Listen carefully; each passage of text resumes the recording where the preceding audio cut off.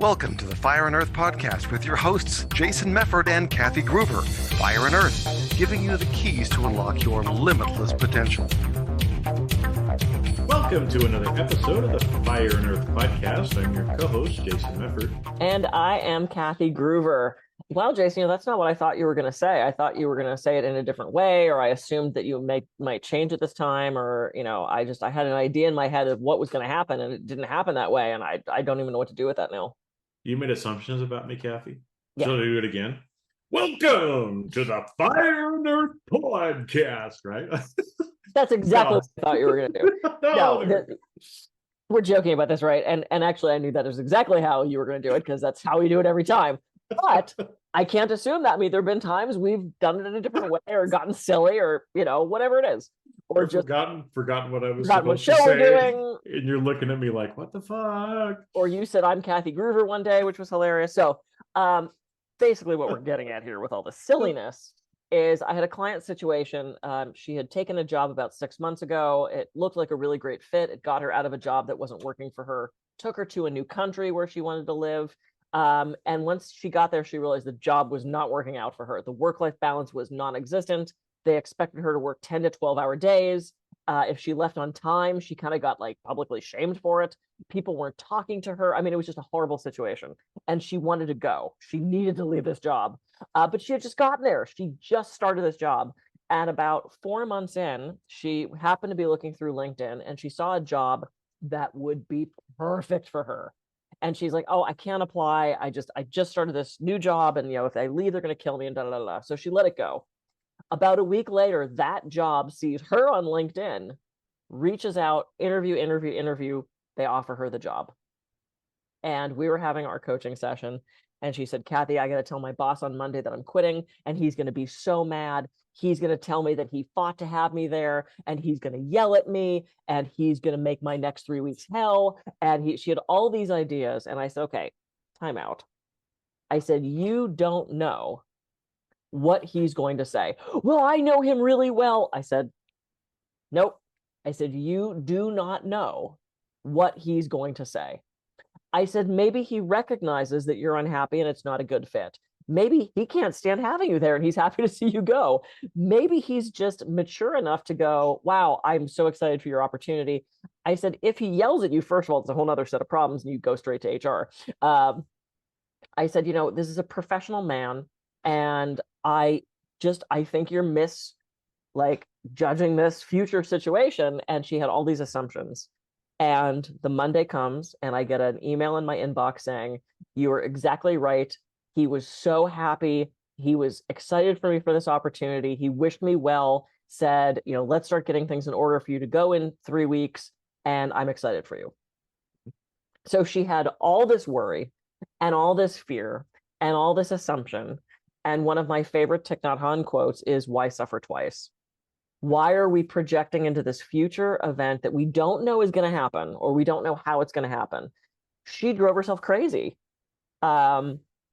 assuming she knew how he was going to react. And in reality, he responded in a very mature, positive manner. So that's what we're talking about, is making these assumptions. Well, and I think it's interesting because, I'm sure everybody who's listening, right? Do you really like to suffer? Right? Who out there listening wants to suffer? I don't think anybody, listening wants to suffer, unless you're a sadomasochist, and that's a whole nother thing. But that's not even. And we already talked about that, actually. Yeah, and that's not even really. That's how other people perceive it, but that's not right. how it actually is. But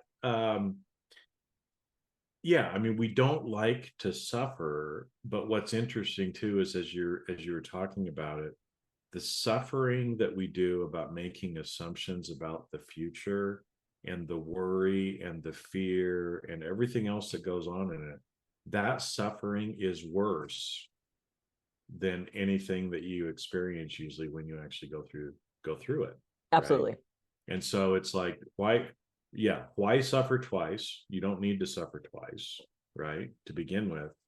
And if you're going to suffer before the event and in the event, and then after the event, and then after the event, the magnitude is probably like this, right? like the suffering, if we take that, the total suffering for this particular event is a 10, let's say, right? Probably 6 or 7 of those suffering points are the assumptions, and you're getting in your head and getting wrapped around the axle before the event even. Yep. Maybe 1 or 2 for the event, and then do my math, whatever the rest of it is left over, right? And so it's like, well, why suffer all 10 points when you only have to do 2, right? Yep. If we would just stop making the assumptions, because most of the time we're wrong. 100%. What's those, having those unrealistic expectations of good stuff or bad stuff? And I remember we used to go to Busch Gardens every year. We'd go to Virginia Beach from Pittsburgh, and if it wasn't pouring down rain or hurricaning or whatever it did back in Virginia, we would go to Busch Gardens. And it was the year they opened the Loch Ness Monster, which was this crazy metal. It was one of the biggest roller coasters, and I was a total roller coaster fan when I was a kid. My mom didn't want to go, so my dad and I got in line, and the line was eternal, right? Because it was a brand new coaster and everyone wanted to ride it. And they had this recording playing in line. This is the world's fastest roller coaster, and you will hit speeds of 60 miles an hour. Started to scare the shit out of me, because all I heard for 45 minutes was, this is scary. This is scary. This is big. This is the fastest. This is the tallest. This is the drop. This is the loop-de-loops. This is the stuff that I had never experienced as a kid. And it was meant to jazz you up. What it did was scare the shit out of me. And I'm in line crying. Like, I don't want to go. We got to get out of line. And my dad's thinking, I just fucking wasted half an hour, kid.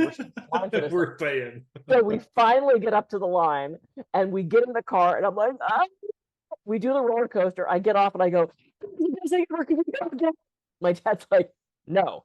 But it's like this build up and this I just got chills. This build up and this anticipation was so much worse than the actual thing, right? I mean, how many times did we, this is gonna be the greatest movie, and then you see it and you're like, oh, that was it. Oh.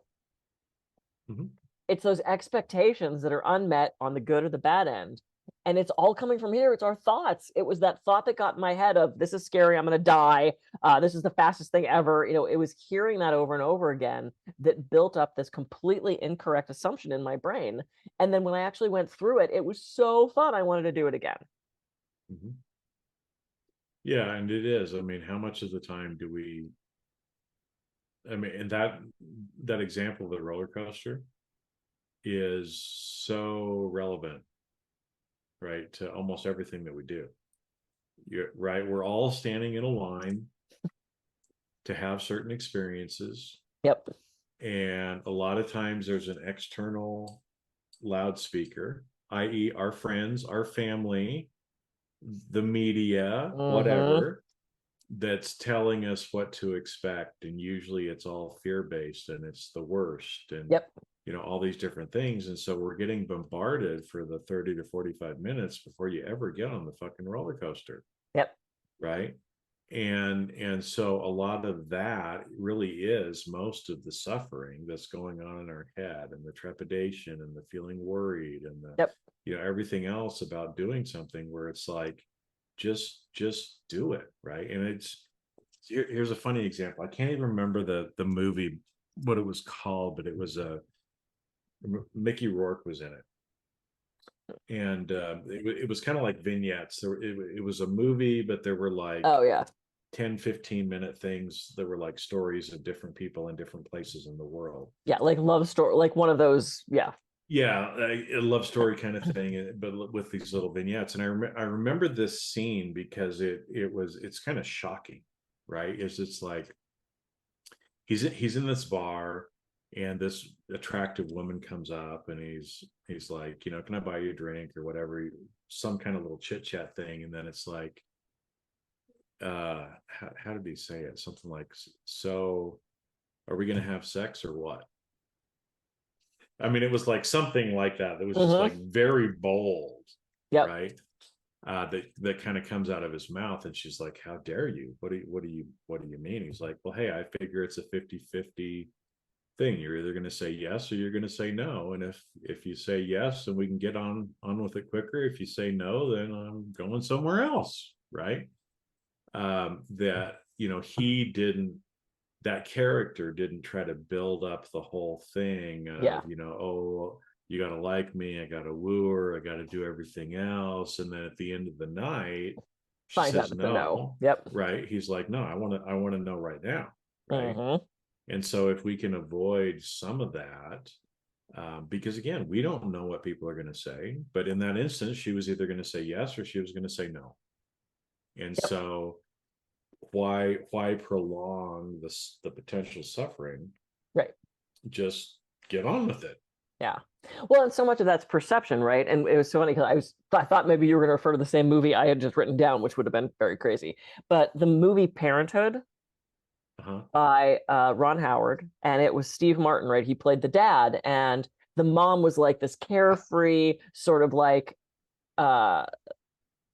take it in stride, enjoy the crazy moments. And Steve Martin was this very anxious, very stressed out dad. And there was a scene at one point where one of the kids was supposed to be on stage doing the student play, and the daughter ran up on stage and started kicking them because she thought he was actually being hurt in the show. And they panned to Steve Martin and the wife, who I can't think of who played her, and it shows them like as if they're on a roller coaster, right? They're sitting in the theater seats, and they shot it as if they were going up a roller coaster, and she's laughing, and Steve Martin's going, and it just shows this dichotomy between the perception of these events and how Mary Steenburgen maybe was just so enjoying it, and she was just going with it, and she was enjoying the ride, and he was fighting it every way, every step of the way. And I remembered that of this, the standing in line for the roller coaster, and how do you want to perceive that? Can you reframe your nervousness and as excitement, because it's kind of two sides of the same coin, right? Mm-hmm. and not trying to project into this future that we don't know what the outcome is going to be. We never know the outcome of anything. No. We don't know what the outcome of this show is going to be. I don't know what the outcome of my clients are going to be today. I don't know if my car is going to start when I go out there. It's just everything is an unknown. And if we can just stay present, because I'm not going to sit here and worry about what if my car doesn't start. Well, why would I sit there and waste time on that?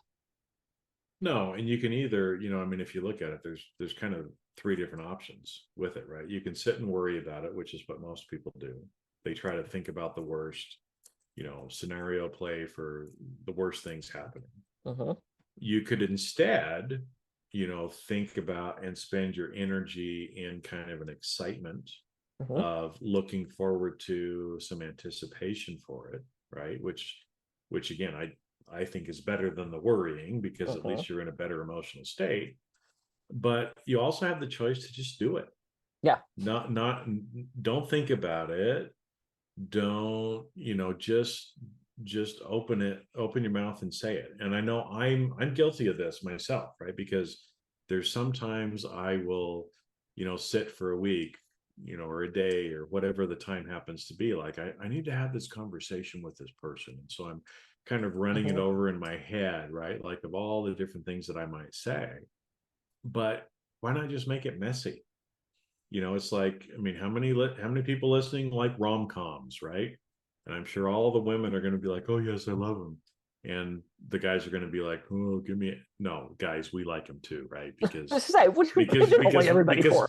because especially when you're sitting with somebody special and they're watching it, they're feeling lovey, you're feeling lovey, it's great, right? Yeah. And even if you're by yourself, right? Like, I actually watched an old rom-com this last week by myself, right? But look at you. I know, look at me, right?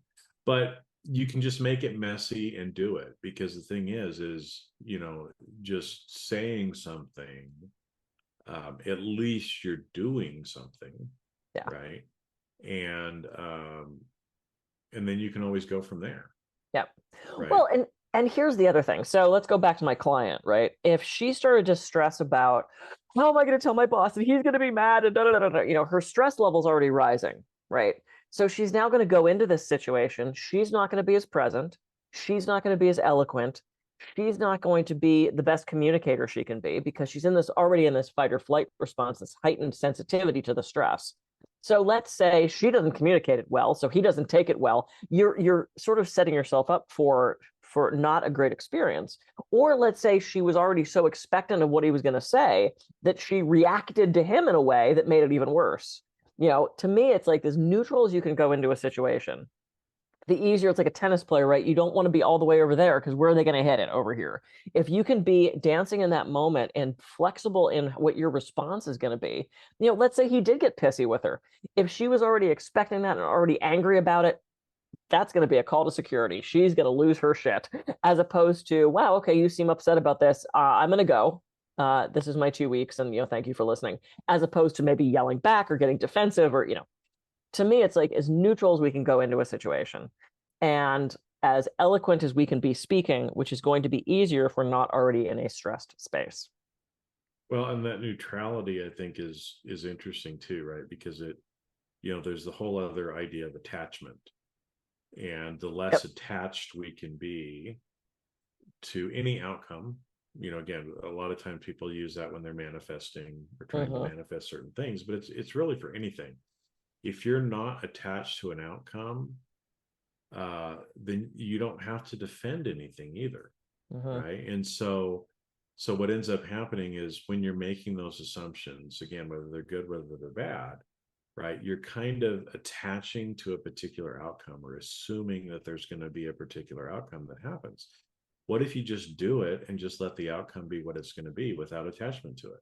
Yep. Right. Then you're not making the assumptions. Then you're not having all that, the 6 or 7 of the 10 pain points before you ever even experience the event. Yep. Right. And it's the same thing with sometimes we feel like we have to psych ourselves up to do it.